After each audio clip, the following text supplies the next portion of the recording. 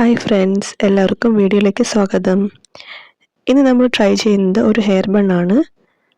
നമുക്ക് ഈസിലി ഇത് ചെയ്ത് നോക്കാൻ പറ്റും വീട്ടിൽ തന്നെ. ഇതിന് ഒരു ചെറിയ പീസ് ക്ലോത്ത് വേണം. ആ ക്ലോത്ത് 20 ഇഞ്ച് ലെങ്തിലും 3 ഇഞ്ച് വീതിയിലും കട്ട് ചെയ്തെടുക്കണം. ഞാനിവിടെ എടുത്തേക്കുന്നത് വെൽവെറ്റ് മെറ്റീരിയൽ ക്ലോത്താണ്. ഇഷ്ടമുള്ള മെറ്റീരിയൽ ക്ലോത്ത് യൂസ് ചെയ്ത് നമുക്ക് ഈ ഹെയർ ബണ്ണ് ചെയ്യാൻ സാധിക്കും. പിന്നെ ആവശ്യമുള്ളത് തയ്ക്കാനുള്ള സൂചിയും നൂലും ഒരു പീസ് എലാസ്റ്റിക്കുമാണ്. എലാസ്റ്റിക് വേണ്ടത് 8 ഇഞ്ച് നീളത്തിലാണ്. അപ്പോൾ നമുക്ക് എങ്ങനെയാണ് ഇത് ചെയ്യുന്നത് നോക്കാം.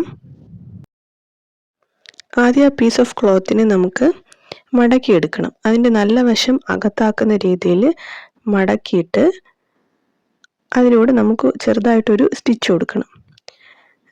സ്റ്റിച്ചിങ് മെഷീൻ ഉള്ളവർ അത് യൂസ് ചെയ്ത് സ്റ്റിച്ച് കൊടുക്കാവുന്നതാണ്. അല്ലാത്തവർക്ക് നോർമലി കൈ കൊണ്ട് സൂചി നൂലും വെച്ച് തയ്ച്ചു കൊടുക്കാം.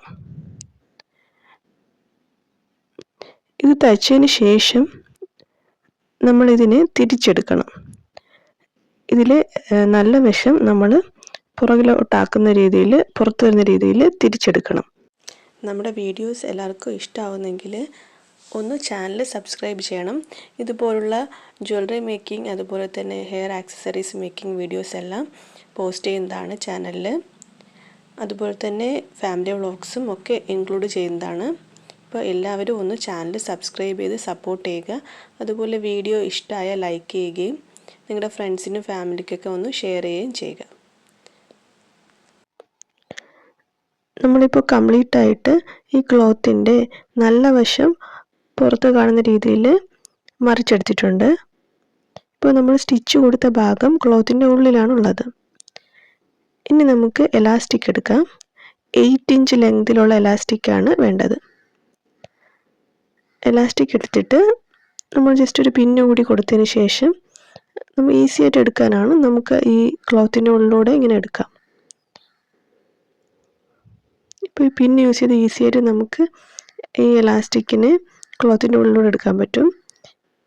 ഇനി നമുക്ക് ഈ എലാസ്റ്റിക്കിൻ്റെ 2 വശവും കൂടി ചേർത്ത് വെച്ചിട്ട് നന്നായിട്ടൊന്ന് കെട്ടിക്കൊടുക്കാം.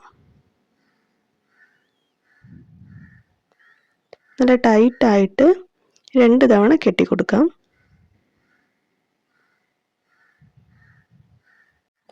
നല്ല ടൈറ്റായിട്ട് 2 തവണ കെട്ടിയതിന് ശേഷം നമുക്ക് ഈ ബാലൻസ് ഉള്ള എലാസ്റ്റിക്കിൻ്റെ ഭാഗം ഉണ്ടല്ലോ, അത് നമ്മുടെ ക്ലോത്തിൻ്റെ ഒരു വശത്തേക്ക് ഉള്ളിലൂടെ ഇങ്ങനെ ആക്കി കൊടുക്കാം.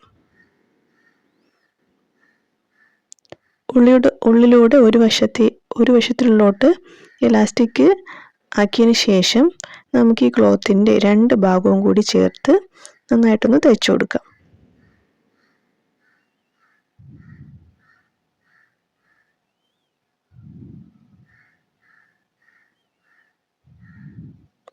നമുക്ക് നന്നായിട്ടൊന്ന് സ്റ്റിച്ച് ചെയ്ത് കൊടുക്കാം. അപ്പോൾ ഇലാസ്റ്റിക്കിൻ്റെ ബാക്കി ഭാഗമൊന്നും പുറത്ത് കാണില്ല.